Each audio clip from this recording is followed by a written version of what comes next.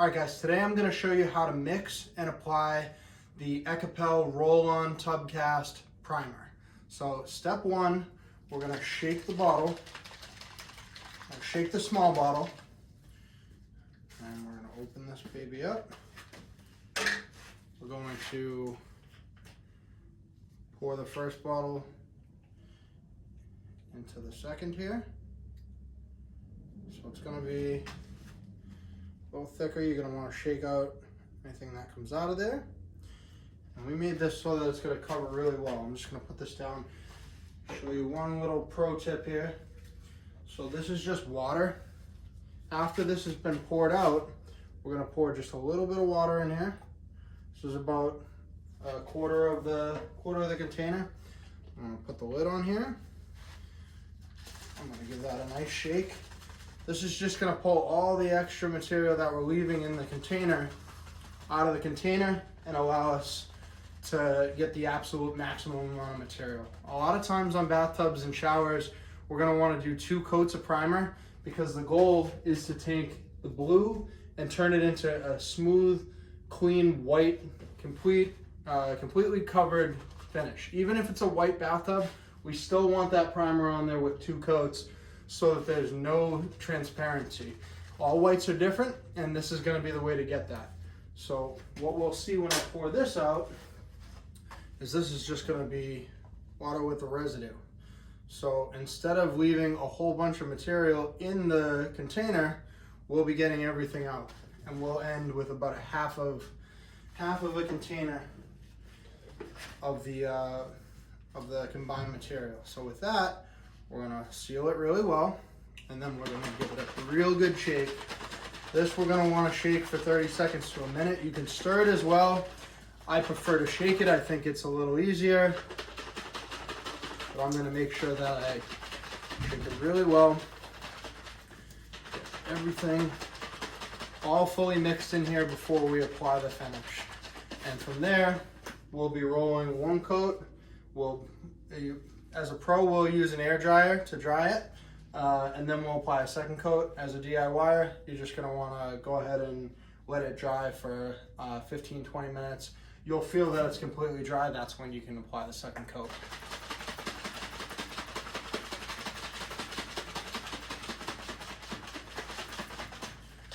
Hope everybody's doing well. It's been a while since I started making videos, but I really want to make sure you guys have this down to a science, because if you want to start your own business, if you want to do some of your house flips, if you want to,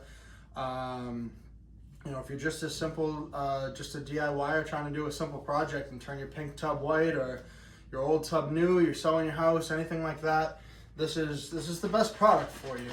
It's the safest, it's the best, it's the easiest to apply. You just have to know how to do it, and you have to know how to do it right. We've dumbed it down and made it so it's just very simple to apply, but at that same point, you still have to follow the instructions. So, all right, we should have a good uniform mix here. I'm gonna grab a stirring stick quick just to show you that it's mixed up well. So, as we go to stir it here, there's no thick, clumpy material on the bottom. Everything is nice and combined. All right, guys, we got a 1/4-inch nap roller cover to do this with. This, I find they don't break. We've kind of reworked everything. We normally go with those foam rollers. I found that these ones work great. This is just a premium Home Depot 1/4-inch nap white woven roller. So I found that this is the easiest, especially for primer, but you do want to make sure you have any excess lint off of the roller. So a good way to do that is to take some tape and wrap the tape around it. And this is going to just pick up any of those loose fibers. So throw that over there. We're just going to stick it all down, make sure we get really into the fibers and pull off anything loose. These ones don't shed a ton, but they do shed. So sometimes more than others, it's just best to just go ahead and do that. So throw that on the floor. Let's just put this baby back on there. For the most part, I'll use a 6-inch roller. Sometimes we'll go with the 4-inch, but just trying to show you a good example on this barrel here. So we've already shaken up our material. We're just going to open up our primer now. We'll pour it into our tray. And again, it's all nice and uniform. There's no clumpy material at the bottom. And with that, and then we're going to just take our roller. I'm going to get that good and saturated. As you can see, it rolls and covers really, really well with this versus some of the foams and stuff. But it's harder to contour some of the corners with these too, so sometimes it's good to combine this with a foam roller and the 1/4 inch. But this is your application. So you're just trying to have no drips and get a nice uniform finish. We're going to go over this really well here.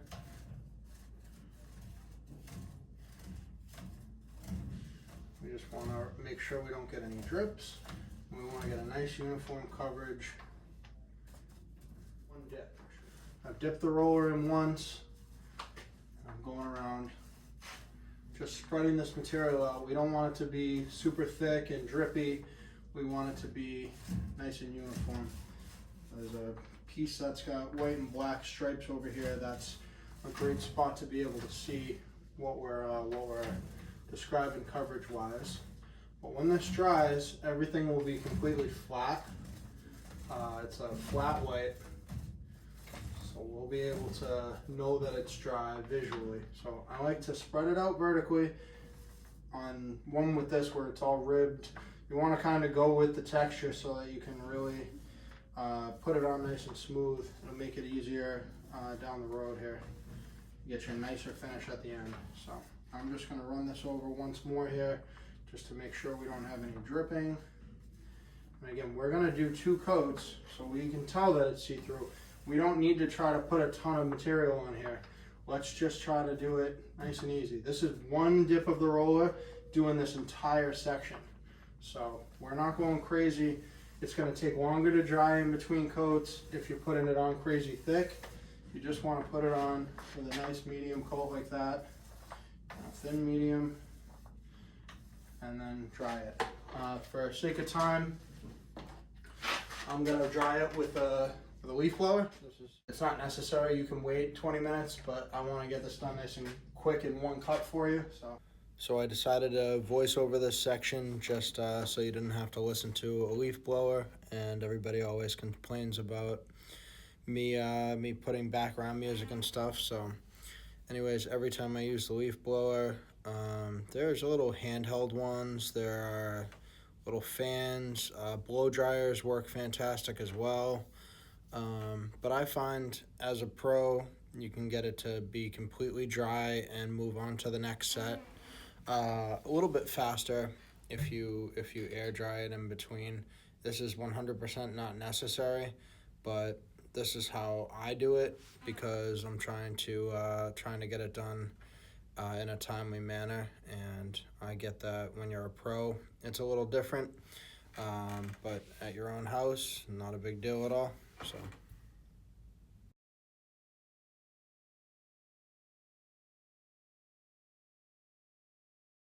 All right, we get that pretty dry. Touch dry.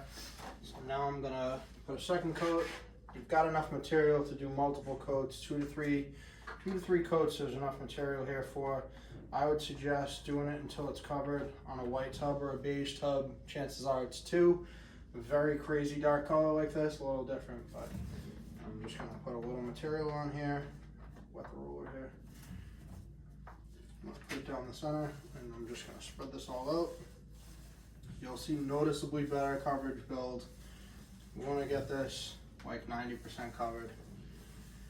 So we're just gonna spread this one out a little bit more neatly. Try to make sure we get everything covered. If we miss any spots, we'll go back and touch them up with one more quick little third coat. This dark blue is much harder to cover. This would be equivalent to like blue bullnose or something like that. Blue or black, I guess black blue bullnose, kind of common. But you'll see that each each additional coat is filling in where everything was left prior. So you're getting nice uniform coverage without doing a bunch of extra work. So this coat, we're gonna need a little bit more material. I did a second dip here. And I'm just trying to paint this white. We're not putting a lot of like pressure, not a lot of effort. It's pretty straightforward. And I'm just gonna go over it once more here, lightly, just to level everything out. Get rid of any drip lines. So this will dry again in a couple of minutes. And I'll be ready to top coat it. Get rid of this little line. This is a tricky one to paint because it's got all these weird lines. It's kind of like a tough fiberglass shower. This looks good. Nice and covered. Minimal spots that are not covered here. This is how I would weave it, probably to lay a top coat on there. If you got any transparent spots, just come back, hit them once more. I'm gonna put a little bit more material on this one area right here.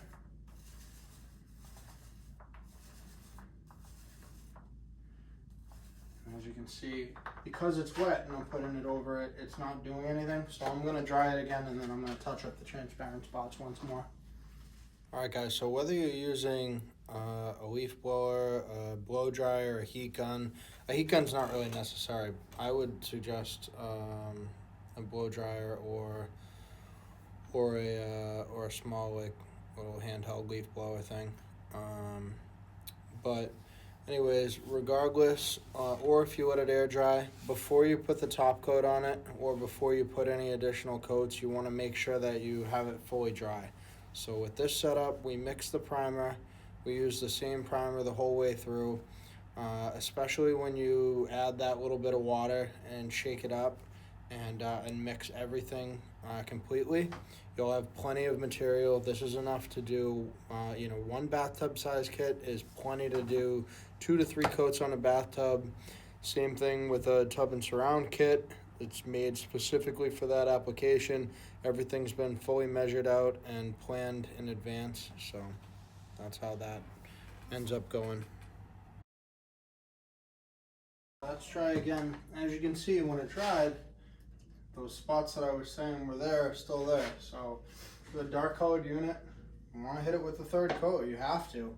If you don't cover it all the way, you wind up with transparent spots. The top coat is made to protect. It does cover, but it's also really more so made to protect the finish. So I'm going to roll one more coat over this to make sure that we have this completely taken care of. And this is 100% covered. The difference here, and everything's all uniform, all nice and smooth. We're going to get these tricky corners and then level out the roller and drip marks that come from playing around in corners.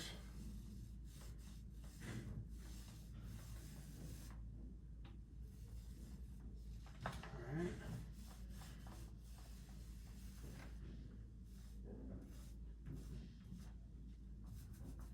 Fix that one.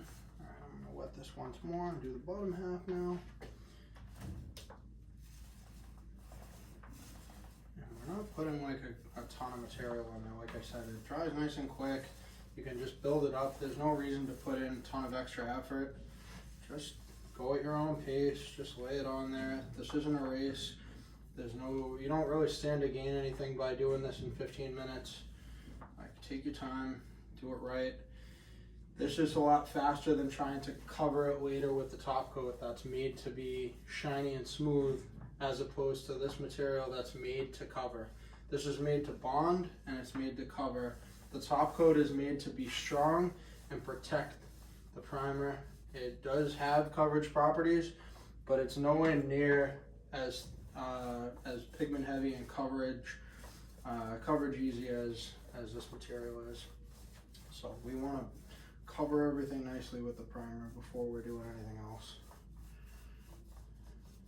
The top coat's going to take care of it. So we want to make sure there's no drips. All right, so we're happy with this now. No drips. We'll just dry it once more. Yep, there's a nice little drip line left. All right, this is all uniform. There's no drips. It's nice and smooth. Now it'll be time to top coat it. So this is your primer process. We'll we'll put together another full walkthrough demo soon, but hit the thumbs up button, like and subscribe if you want to see me do more content. If you have any questions as a pro, or if you run a painting business or anything like that, you want to build things up, we are happy to help with advertising. We're happy to help with getting you into commercial sales. We're happy to build out websites. We really want to transform the industry and pull more people into doing this the easier, responsible, safe way, and give your customer a product that's actually going to last for them. So again, hit that thumbs up button, like and subscribe. If you have any questions or want to become a pro, reach out and give us a call, either Daniel over at Bathtub Guys or our office. Here's 877-882-2278. Feel free to give us a call anytime. Thank you. Have a great day.